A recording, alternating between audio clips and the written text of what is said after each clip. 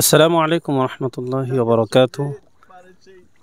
আলহামদুলিল্লাহ, আজকে আমরা শানে সাহাবা জাতীয় খতিব ফাউন্ডেশন বাংলাদেশের সম্মানিত চেয়ারম্যান মহোদয়ের সাথে আমি চট্টগ্রাম থেকে আকমল আলী রোডস্থ বাইতুল জান্নাত জামে মসজিদের পক্ষ থেকে এবং অত্র এলাকার প্রাণের সংগঠন ইনসাফ ফাউন্ডেশনের পক্ষ থেকে যে আমানত আমার মাধ্যমে এসেছে, আলহামদুলিল্লাহ আমরা দ্বিতীয় ধাপে সে আমানতগুলো শানে সাহাবা জাতীয় খতিব ফাউন্ডেশন বাংলাদেশের তত্ত্বাবধানে একটি একেবারে প্রত্যন্ত দুর্গম এরিয়া যেখানে ত্রাণ খুব বেশি পৌঁছায়নি,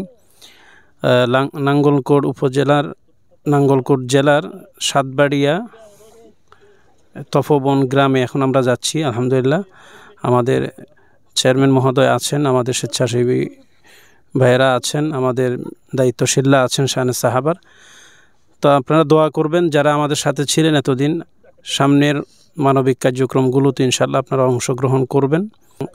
শানে সাহাবা জাতীয় খতিব ফাউন্ডেশনের যে কোনো কার্যক্রম পরিচালিত হলে আপনারা আমাদের সাথে থাকবেন, আমাদেরকে সহযোগিতা করবেন, আমরা যেন মানুষের পাশে দাঁড়াতে পারি, মানবিক কাজে নিজেদেরকে এগিয়ে নিতে পারি।